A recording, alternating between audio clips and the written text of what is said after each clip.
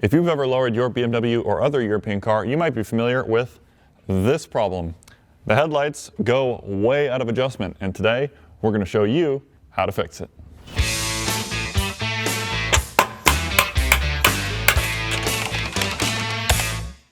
Tools you're going to need for this DIY are super basic. We just have a tape measure that can go to 25 feet, a Sharpie, some masking tape, doesn't really matter what size, a screwdriver with a minimum reach of about 7 inches or 8 inches if it goes through the frame rail for your headlight adjustment, and then a towel to cover a headlight. And that's it. So let's get into how to adjust your headlights.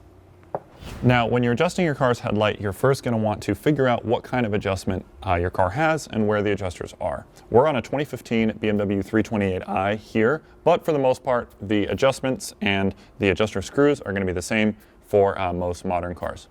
Now, on this car, under the hood, we have the headlight assembly, and then behind that is this frame rail. There's actually 2 holes cut in the frame rail, which allow you to stick a screwdriver through them and down to the headlight adjustment knob. Now, the knob actually has a 6mm hex or a Phillips head screwdriver receiver, so you can use either to turn that knob. It's important to note that if you have adaptive headlights like this car does, there's actually 2 adjusters. One of them is capped and one is uncapped. The capped one is for the left, right, or horizontal adjustment, and the uncapped one is for vertical aiming, which we're going to be using in this video. So with that, let's get a screwdriver on the adjuster and we'll show you what to look for when setting your headlight height. So the first step to adjusting your headlights, make sure you have a place that is level with a 90-degree wall. This could be a driveway with a garage door if you have a long enough driveway. You're going to need 25 feet of space plus the car in order to do this to a reasonable level. You're also going to want to make sure that your headlights are on and you don't kill the battery in your car. So if you have to put a battery tender on, go ahead and do that. And first, pull your car up to the wall so we can figure out where the headlights are. Grab your masking tape, and we're going to just mark where the center axes of the headlights are. Just like that. So with your headlights off, we're now going to get into measuring the beam cutoff height you'll need to adjust them to. Now, on a normal headlight adjustment on a factory car, you're just going to set your height to the center line of the headlamp, not the center line of your cutoff, which is why we have the headlights off, the center line of this bulb.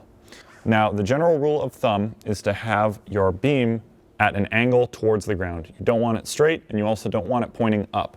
The difficult part is if your car is very lowered, you might get into a situation where you have to shallow up this beam to almost straight. And just be cautious that doing that could put your headlight in the totally incorrect place and blind oncoming drivers. So with our headlights off, again, we're going to be measuring to the halfway point on our bulb here. Now, some headlights will actually have a little dimple in the lens to show you where the halfway point is. Ours does not, unfortunately. If we take a look here, the center line of our low beam is right at 23 inches right here on the tape measure. So now that we have our baseline measurement from the ground, we're going to take that same measurement and apply it over on our wall.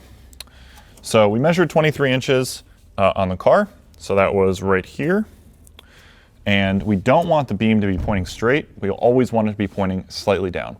This is going to be slightly subjective for either a super lowered car or something like a compact SUV, but a good baseline is going to be 2 inches lower than your measured height from the ground to the center of your low beam.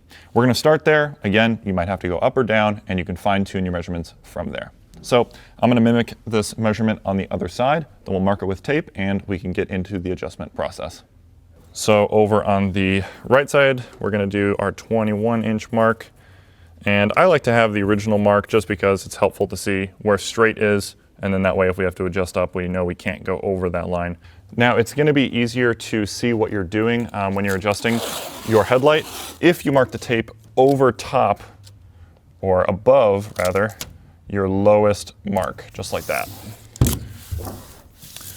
You're really going to be looking for that split between light and dark here, so making sure that you're not looking for that on the blue tape is going to be easiest. We just want our light to come up to the bottom of the blue tape and no higher. Then we'll back the car up 25 feet and see how much we need to adjust it.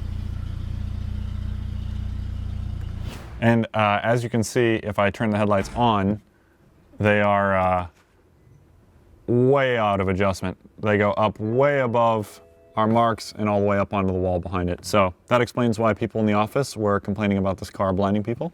Let's fix it. Now, before we begin adjusting, we're going to take a towel and throw it over the headlight we are not adjusting to make our adjustment board a lot easier to see.